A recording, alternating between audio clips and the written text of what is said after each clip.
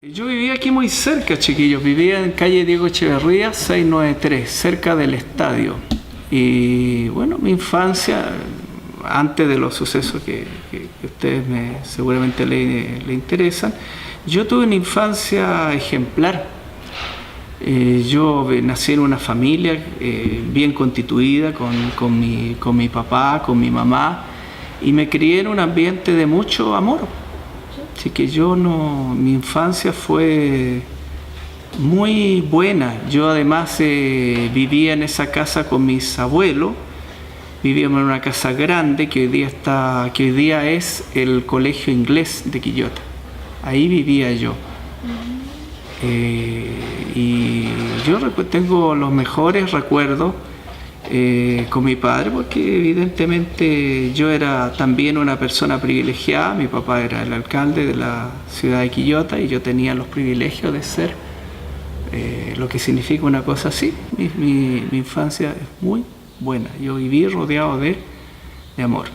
Primero recuerdo que mi padre, el día 11 de septiembre, mira los recuerdos que tengo yo. Mi padre se subió corriendo. Yo no recuerdo haber visto nunca a mi papá correr. Se subió corriendo al techo de la casa. A mí me parecía algo rarísimo. Y lo que pasa es que estaban pasando unos aviones por arriba de la casa. Y me acuerdo de haber sido como las 7 de la mañana.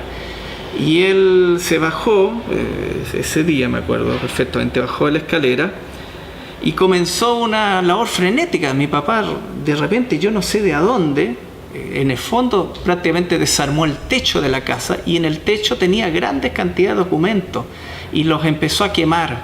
Para mí era algo rarísimo. ¿Qué está haciendo mi papá? De ahí mi papá se empezó a perder. A veces volvía, a veces no volvía. Y bueno, lo que pasa es que él estaba detenido, volvía un día, estaba otro día, no volvía. Ahora yo a él siempre lo recuerdo relativamente contento. Él trataba de no dar nunca la impresión de que algo grave estaba sucediendo. Ese día se supone que mi papá quedaba libre de todo problema.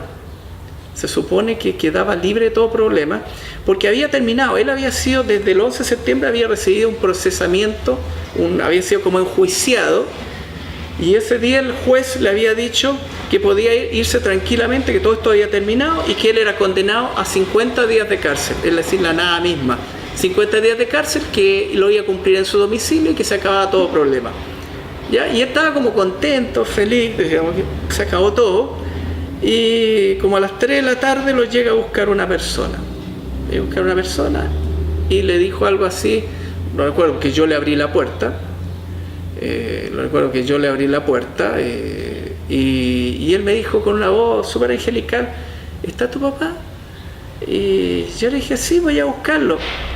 Y cuando vuelve mi papá, la persona le dijo: es la hora.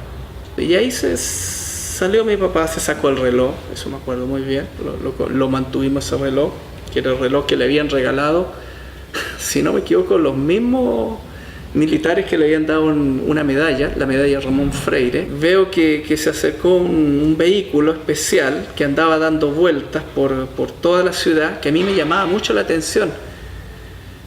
Particular, era como una micro que andaba dando vueltas por toda la ciudad, cosa que ustedes no comprenderían, porque era una micro como media terrorífica, que estaba cerrada completamente.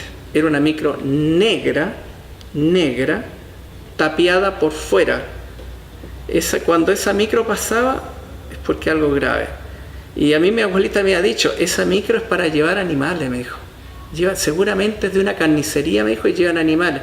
Efectivamente era para algo así. Y él se subió en esa micro y yo alcancé a ver algo por la ventana, que en la micro había una gran cantidad de personas. Había hartas personas así. Y mi papá se subió y hizo una cosa así, que es el mismo gesto que tengo yo cuando me despido. Así como yo siento: ya, chao, sí.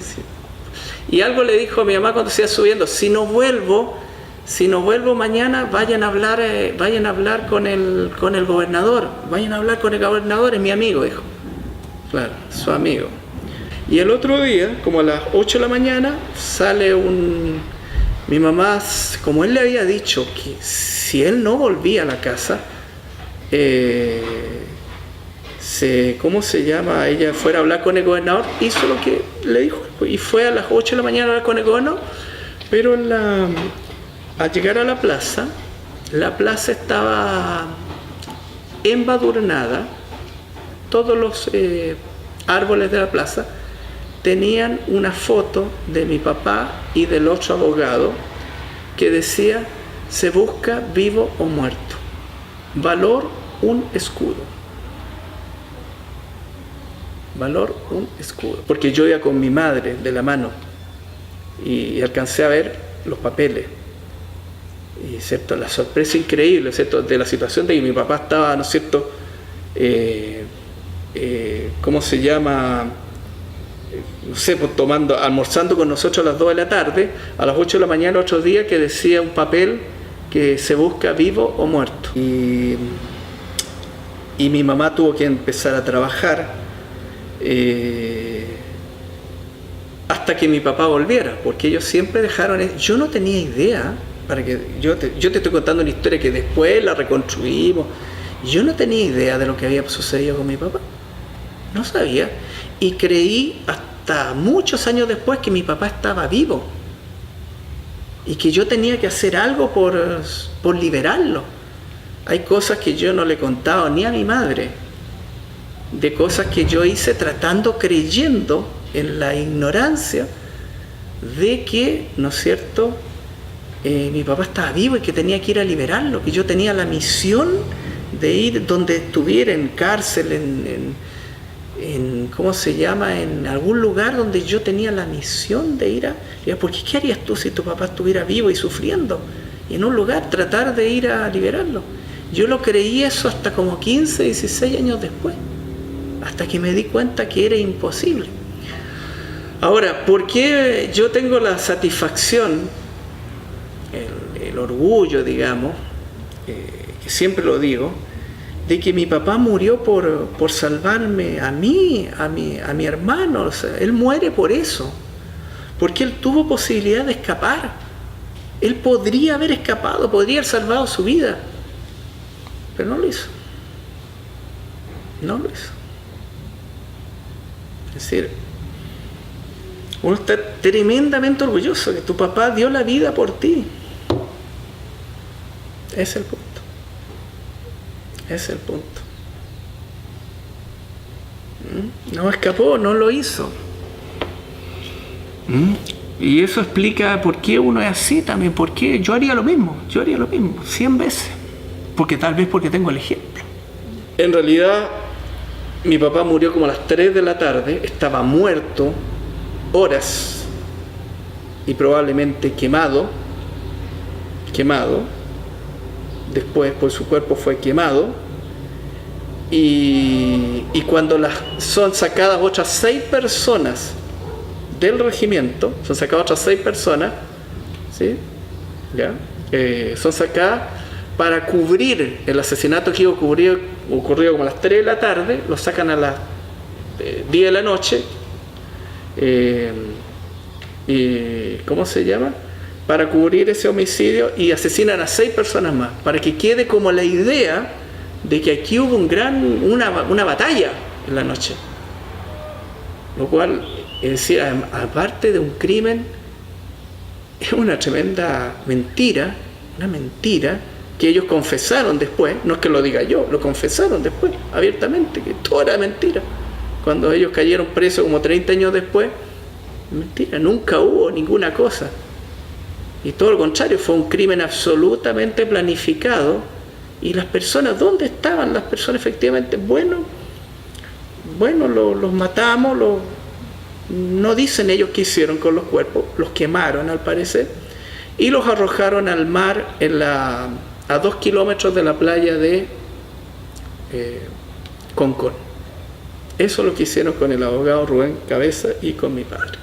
El milico, que le pegue el balazo, le grita: esto es por ladrón, esto te pasa por ladrón. Y él como que se va a devolver a decirle: ¿ladrón de qué? Y ahí le pega el balazo. Si vaya a matar a una persona, déjalo en paz por último. ¿Pero ladrón de qué? ¿Qué he robado yo? Demuéstrame que te he robado algo. Pero, ¿quiere vaya a hablar con un asesino, digamos? Nada, no hay nada que hablar. El punto. ¿Ya? Que una de las cosas que si yo hasta conversé con esta persona, yo lo estoy tratando de persona, y como que una de las cosas que le dije, ya, pues ahora dime de qué estábamos hablando, ahora dímelo de frente a mí, pues. Porque claro, con mi papá lo tenía ya amarrado, pero ahora dímelo a mí de frente. Dímelo de frente y te doy 10 segundos para que me lo digas de frente. El tipo callado, ¿cierto? Y que bajaba la cabeza, mírame cuando te estoy hablando, le dije yo. ¿Y tengo que cambiar las cosas? Mírame cuando te estoy hablando, le dije yo. ¿Qué le dijiste a mi papá? ¿Ladrón? Mírame de frente, ¿ladrón de qué? Ahí no escuché ninguna acotación a lo que yo hablaba. No, él amaba a Quillota. Lo amaba a Quillota. Siempre, y te voy a decir algo, muchos de los proyectos que ha concretado el alcalde Luis Mella, yo creo que eran sueños de mi papá. Un parque para Quillota, un hotel para Quillota. Él siempre soñó que a Quillota le faltaba un hotel. Él quería pavimentar todas las calles del Cerro Mayaca, porque él tenía esa opción. Él creía en que las personas, si tú les dabas las condiciones de equidad, de igualdad, podían salir de la pobreza, del alcoholismo, de la drogadicción que ya existía. No son problemas de ahora, son problemas que han existido siempre.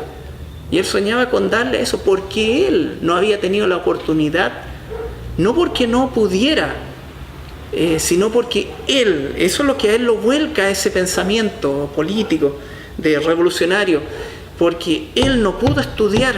Él decía que él no tuvo las condiciones para estudiar, que ingresó a la Universidad de Santa María y que su padre no le pudo pagar los estudios, y él lo vuelca en una lucha, quizá en un resentimiento si tú quieras, pero él lucha por eso, porque si hubiera visto que sus hijos iban a ser con posgrado y todas las cosas, yo creo que hubiera estado feliz.